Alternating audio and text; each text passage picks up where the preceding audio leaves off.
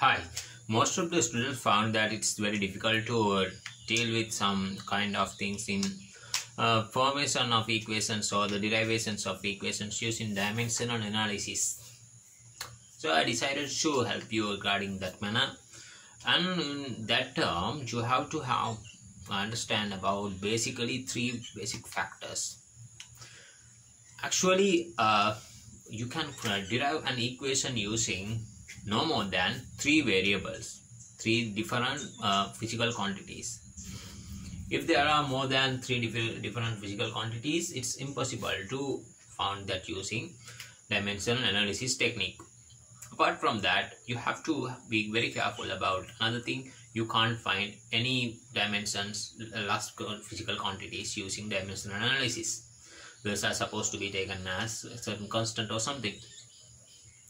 And the other one is very important to know that if there are two different physical quantities with the same dimension, like so frequency and angular velocity, both has the dimension of t minus 1, but there are two different physical quantities, like so two Mr. Silvas. Those are Mr. Silva in name, but they are two different persons, like that. This is having the same dimension but two different physical quantities. Another example, work done and torque, both has the dimension of ml squared t minus 1 to t minus 2, sorry, but two different physical quantities, isn't that? So you can't deal with those things. But another thing, you have to be very careful that when you are dealing with dimension analysis, firstly, a scientist or anybody who do the experiment has to find out what are the relevant physical quantities are there in the exact physical quantity that we are trying to find out. So we have to mention those things as a proportionality. As an example, I'm taking one thing like periodic time of simple pendulum. Let's have a very good look at it. A simple pendulum is a very simple object that is a device that we use to measure the gravitational acceleration, magnitude of the gravitational acceleration. You will do this in waves lesson that you will come across this within more likely 10 months or 1 year. And simple pendulum, it swings from one position to another position. Periodic time is something other than the time taken for complete the one revolution. It starts from here, goes to here, and come back and finishes. That's the periodic time.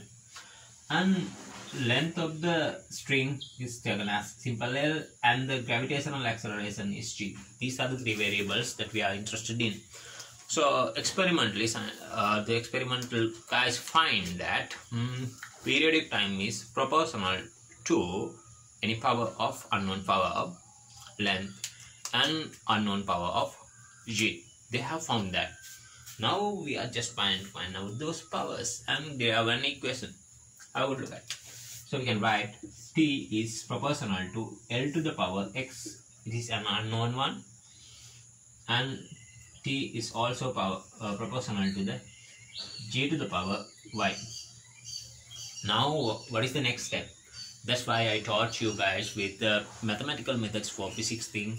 In that one, you have not come across those things and proportionality things in all levels. That's why I taught you something like how to deal with proportionalities and how to remove the proportionality sign. Now you just can write both things together like so, this way. T is proportional to L to the power x and g to the power y. Okay.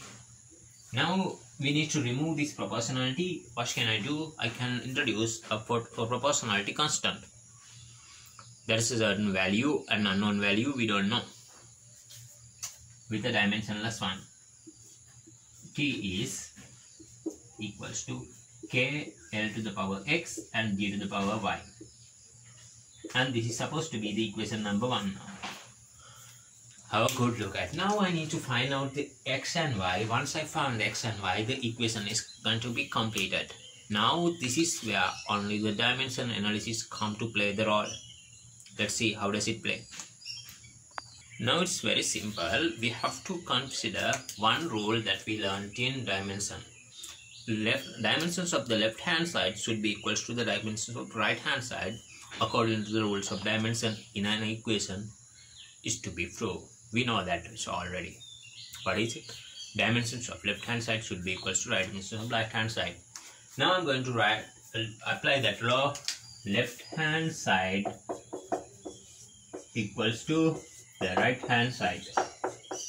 That is the rule that I'm going to on this one. Now I need to consider all three basic dimensions. We are considering three dimensions. So these three, what are the three dimensions? M, L and T. There are no M, no L, but we have to write. So there's no M, so I write M to the power 0, no L, L to the power 0, but there is the T, T to the power 1. And right hand side I have two different things, L and G. If we can also write M to the power 0 and L and T to the power 0 for this one as well, but I only take L. So for M you have L to the power X and L to the power X and G to the G, that means nothing other than LT minus 2 acceleration. LT minus 2 times Y. Okay, leave it. Now I can simplify this furthermore. M naught, L theta, T dash, and Lx and Ly, T minus 2y. I write it like that. Now let me compare this with the basic values. Now I'm considering this with the, we have to take them individually. Now I'm going to take in M naught individually. Have a look at M. Dimensions of mass is 0 over here. Even in the right hand side there's no M, so I can neglect that. Now I have to have a look at about the L, dimensions of L. L. In the first case I'm taking M and now L. What about L? At left hand side 0, at your right hand side L to the power X and Y together. Now I know one thing, that L is not X to the power X and Y.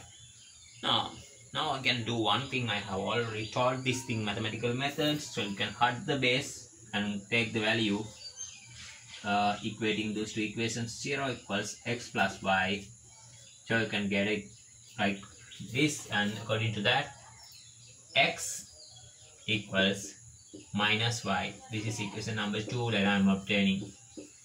Still finding the results. And now have to finally consider the time factor. Time. What is time? It is here time factor. It's time equals 1, and or here there's no time in X, and in the case of Y you have time T to the power minus 2y. So in the same case, removing the bases, 1 is equals minus 2y, y equals minus half. Now I can substitute the y value to find out that in the equation 2, y value into equation number 2. So I can get it x value. How to get x value? X value is going to be now x equals minus times minus half. Now x value is going to be plus half. Now I can substitute those two values to the equation number 1. Substituting x and y to the equation number 1. So I can obtain it like this. X equals k L half and g minus half. Now let me erase the top parts. It's no longer needed.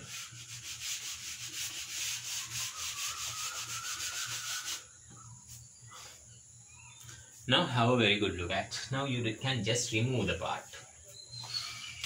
T is going to be k L half. Then I can write this minus half thing. It's like this. You have already come across in your O level. x to the power minus 2 something, you can write this as a plus value, removing it to the denominator. So now it is plus 2, right? This conversion ability now I'm going to apply over here. This is going to be g to the power plus half. Now it is as a division. Now I can get it even simpler and getting the common factors out, L over G and plus half. That is how I can deal it. Okay. Now I can also do one important thing, taking the square root of this in rather than writing it as a power, square root of L over G, and experimentally we have found that you can find the value of k is going to be 2 pi. So finalized equation is going to be t equals 2 pi square root of L over G.